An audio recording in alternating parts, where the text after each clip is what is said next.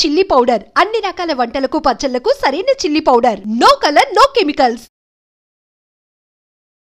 Sir gas trouble ఉన్న వాళ్ళు తినాల్సిన ఫుడ్ ఏంటి, తినకూడని ఫుడ్ ఏంటంటే సార్?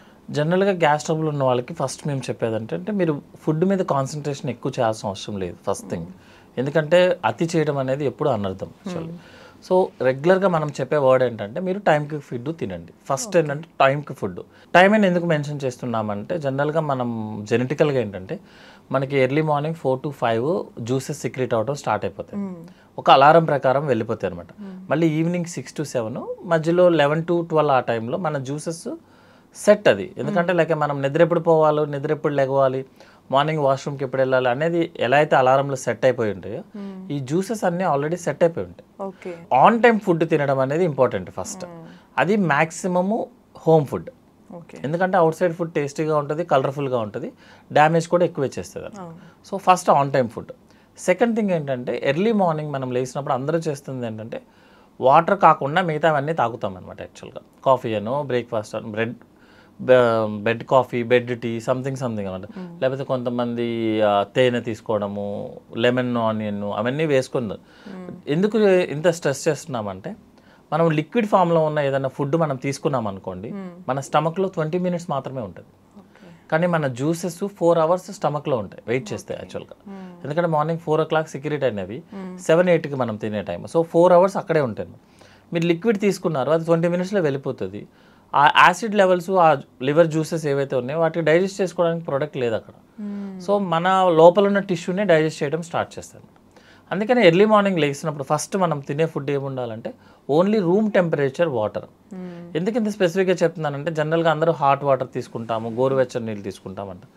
అనవసరంగా కెమికల్ బర్న్స్ చేసుకోవడం తప్ప కొత్తగా ఏమి డిఫరెన్స్ ఏం రాదు సార్. ఇక్కడ చాలామంది కొంతమంది ఈ మధ్య కాలంలో ఆర్గానిక్ అనో ఈ కైండ్ ఆఫ్ డిఫరెంట్ మెథడ్స్ వాడి పొద్దున్న లెమన్ వాటర్ తాగితే ఫ్యాట్ తక్కువ అవుతుందను ఇట్లాంటివి ట్రై చేస్తుంటారు కదా, మరి అది కరెక్టా కాదా అనే డౌట్స్లో కూడా పడిపోయారు వాళ్ళు. జనరల్గా మనకి ఇప్పుడు లెమన్ వాటర్ తీసుకున్న వాళ్ళు లేకపోతే హనీ వాటర్ తీసుకున్న వాళ్ళు ఇంత వెయిట్ తగ్గారు అని మనం కంపేర్ చేయడం కష్టం అండి ఫస్ట్.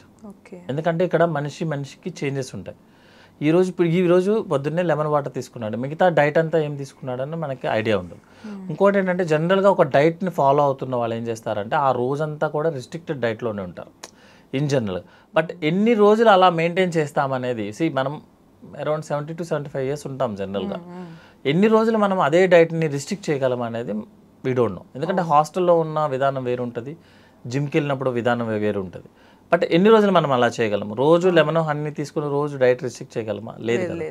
అట్లా కాకుండా హెల్తీ హ్యాబిట్స్ అని ఉంటాయి యాక్చువల్గా. అంటే ఆన్ టైం ఫుడ్ తినడము, కాఫీ టీ మ్యాక్సిమం తగ్గించుకొని తినడము, కోలా డ్రింక్స్ తీసుకోకుండా ఉండటము, ఆల్కహాల్, స్మోకింగ్ అవాయిడ్, ఇవన్నీ ఏంటంటే life long. Next physical activity 1 hour daily 1 hour at least walking, అయితే యోగా కానీ జిమ్ చేసుకోగాని, ఇవన్నీ ఏంటంటే లైఫ్ లాంగ్ అనమాట. అప్పుడు మనం చెప్పొచ్చు లాస్ట్ ఇయర్ ఇంత వెయిట్ ఉన్నాడు ఈయన తగ్గాడు అనేది. అంతేగాని ఒక్క ప్రోడక్ట్ వల్ల వెయిట్ లాస్ అవ్వడం అనేది జరగదండి యాక్చువల్గా. ఎందుకంటే అలా జరిగితే అందరూ వెయిట్ లాస్ అవుతారు యాక్చువల్లీ. అండ్ యాక్చువల్లీ జనరల్గా అందరూ వెయిట్ అనే దాని మీద కాన్సన్ట్రేట్ చేస్తున్నారు. యాక్చువల్గా మా టెక్నిక్ అంటే మాల్ న్యూట్రిషన్ అని ఉంటుంది యాక్చువల్ వర్డ్. మాల్ న్యూట్రిషన్ అంటే వర్డ్లో డెఫినేషన్లో అండర్ వెయిట్ ఉన్నాడు మాల్ న్యూట్రిషనే, ఓవర్ వెయిట్ ఉన్నాడు మాల్ న్యూట్రిషనే. అంటే బాడీలో అతని హైట్కి తగ్గట్టు ఎంతైతే అవసరమో అంత ఉండాల్సి వస్తుంది. With activity.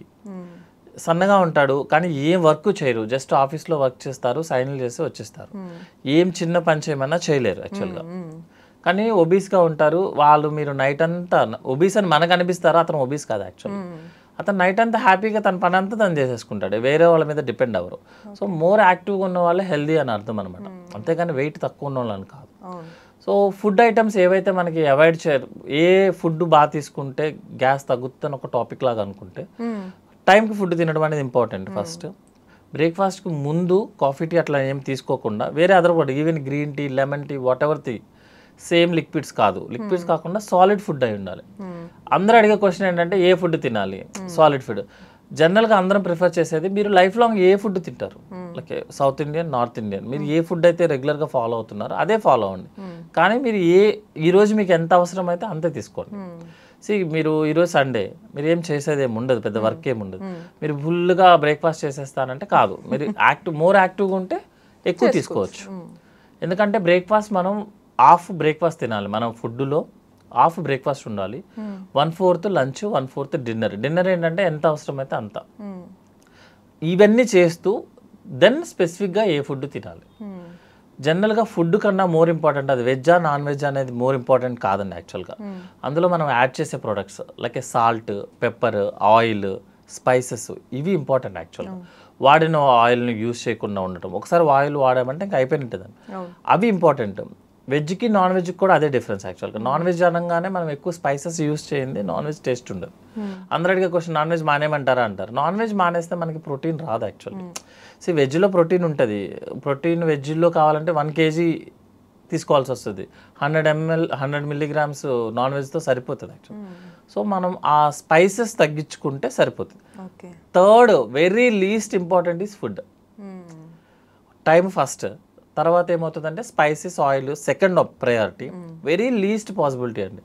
ఎందుకు ఇంత స్పెసిఫిక్గా చెప్తున్నానంటే కొంతమందికి కొన్ని టైప్ ఆఫ్ దాల్స్ తీసుకున్నారండి, కొంతమందికి కందిపప్పు వర్కౌట్ అవ్వదు, కొంతమందికి పెసరపప్పు వర్కౌట్ అవ్వదు. అంతేగాని అందరినీ మనం ఒకే షూలో పెట్టడం కుదరదు యాక్చువల్గా.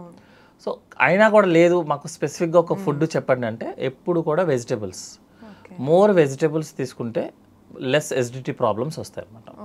సిట్రస్ ఫ్రూట్స్ని అవాయిడ్ చేసుకుంటే మోర్ వెజిటేబుల్స్ తీసుకుంటాం.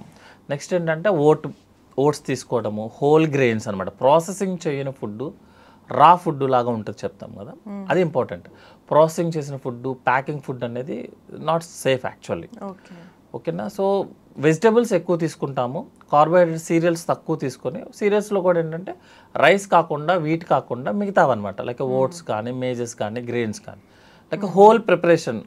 అంతేగాని పాలిష్ చేసినవి కాదు యాక్చువల్లీ. పాలిష్ చేసిన అంటే సాఫ్ట్గా మనకి బాడీలోకి సాఫ్ట్గా వెళ్ళేవి, కొంచెం ఎక్కువ రియాక్షన్ ఇచ్చేవి కాకుండా ప్రాసెసింగ్ ఫుడ్లో ఏమవుతుందంటే మనకి పైన బ్రౌన్ కలర్ పోతుందండి యాక్చువల్గా. ఆ బ్రౌన్ కలర్ లైక్ మనం రైస్, వైట్ రైస్ కాకుండా బ్రౌన్ రైస్ అని చెప్తారు కదా, brown rice is more safe అనమాట. సో అంతేగాని బ్రౌన్ రైస్ అంటే రైస్ కదా అని వర్డ్ తీసేసి పక్కన పెట్టడానికి, యాక్చువల్గా brown rice is the highest nutritional value మిగతా వాటితో పోలిస్తారు అనమాట. ఓట్స్ అని అలాగని రోజు బ్రౌన్ రైస్ అంటే కుదరదు యాక్చువల్లీ. మన బాడీలో ఏమవుతుందండి 10 days మీరు రిస్ట్రిక్ట్ చేయొచ్చు, 11th day మీరు బరస్ట్ అవుతారు. సో మీరు ఈ 10 days చేసిందంతా పోతుంది. అట్లా కాకుండా లైఫ్ లాంగ్ నేను హెల్తీగా ఉండాలి, యాక్టివ్గా ఉండాలి. వెరీ ఇంపార్టెంట్ ఈజ్ యాక్టివ్గా ఉండాలి. అంటే రెగ్యులర్గా మనం ఏం చేయగలిగితే అది చేయడం ఇంపార్టెంట్ యాక్చువల్లీ. సో ఫుడ్స్ ఏం అవాయిడ్ చేయాలన్న క్వశ్చన్ వస్తే ఏది అవాయిడ్ చేయొచ్చు ఫుడ్స్ అనేది ఏంటంటే ప్రాసెసింగ్ ఫుడ్స్ అనేది, ప్యాకింగ్ ఫుడ్స్ అనేది అవాయిడ్ చేయాల్సి వస్తుంది. ఎందుకంటే అందులో మనం ప్రిజర్వేటివ్స్ యాడ్ చేస్తాం, సిట్రిక్ యాసిడ్ ఉన్నవి, సిట్రస్ యాసిడ్స్ ఉన్నవి అవాయిడ్ చేయాల్సి వస్తుంది. ఓకే. నెక్స్ట్ ఏమిటంటే మనం ఈ ఆయిల్, జింజరు, గార్లిక్ పేస్ట్ ఉన్నవి అవాయిడ్ చేసుకోవాల్సి వస్తుంది. స్పైసెస్ ఎక్కువ లేకుండా, ప్రాసెసింగ్ ఫుడ్ కాకుండా. ఒకవేళ సపోజ్ వాళ్ళు అంటే ఇన్ డే ఇప్పుడు మనం ఒకవేళ ఫంక్షన్ ఎనీథింగ్ అట్లా స్పైస్ కానీ ఏవి తీసుకున్నప్పుడు వెంటనే వాళ్ళు ఎట్లాంటి జాగ్రత్తలు తీసుకోవచ్చు? జనరల్గా మనం ఇప్పుడు ఫుడ్ ఐటమ్స్ తిన్నామండి, మనకి ఎసిడిటీ వచ్చేసింది, కంప్లైంట్ వచ్చేసింది, కానీ మనం ఫార్మసీకి వెళ్ళి మెడిసిన్స్ తీసుకునే సిచ్యువేషన్స్లో లేము. సో ఫ్యూ హోమ్ రెమెడీస్ని ఫాలో అయితే మనం అవాయిడ్ చేసుకోవచ్చు. ఒకటి ఏంటంటే కోల్డ్ మిల్క్ అనమాట. కోల్డ్ మిల్క్ తీసుకుంటే, కోల్డ్ మిల్క్ అంటే మరీ చిల్లుడ్ మిల్క్ కాదు, జస్ట్ కొంచెం వేడి చేయకుండా ఉన్న మిల్క్. అంటే ఆల్రెడీ చేసి ఉన్నదే వేడి చేయకుండా ఎట్లాగో కుదరదు, కొంచెం కోల్డ్ మిల్క్ తీసుకోవచ్చు. కొంతమందికి అంటే యాపిల్ సిడర్ సిరప్స్ ఉంటాయి అనమాట, అవి డైల్యూట్ చేసి తీసుకోవాల్సి వస్తుంది యాక్చువల్గా. నెక్స్ట్ జింజర్ టీ ఉంటుంది, కొంచెం డైల్యూట్ చేసిన ginger tea. Garlic is danger, ginger is okay safe. కాకపోతే ఏంటంటే డైరెక్ట్గా జింజర్ని పెట్టేసుకుంటా అంటే కుదరదు, జింజర్ టీని తీసుకున్నా మనకు అవుతుంది, బటర్ మిల్క్ తీసుకున్నా అవుతుంది, యోగర్ట్ తీసుకున్నా, అంటే హోమ్ రెమెడీస్ అనమాట ఇవన్నీ. నెక్స్ట్ వాటర్ మిలన్ జ్యూస్ కూడా ఓకే. జనరల్గా వాటర్ మిలన్లో ఎసిడిటీ వస్తుందని చెప్తారు, యాక్చువల్గా ఇది ఆల్కలైన్ అనమాట, కొంచెం డైల్యూట్ చేసి తీసుకోవాల్సి వస్తుంది. ఈవెన్ మీరు మిల్క్ అయినా కొంచెం డైల్యూట్ చేయాల్సి వస్తుంది అనమాట. ఈవెన్ యాపిల్ సిడర్ వెనిగర్ కూడా డైల్యూట్ చేసింది అనమాట, జింజర్ టీ కొంచెం డైల్యూట్ చేసినవి. ఇంకా అయినా కూడా ఇఫ్ యూఆర్ నాట్ కంఫర్టబుల్ అయితే మాత్రం మీరు మెడిసిన్స్ తీసుకోవాల్సి వస్తుంది, లైక్ యాంటాసిడ్స్ కానీ లేకపోతే టాబ్లెట్స్ కానీ స్టార్ట్ చేయాల్సి వస్తుంది.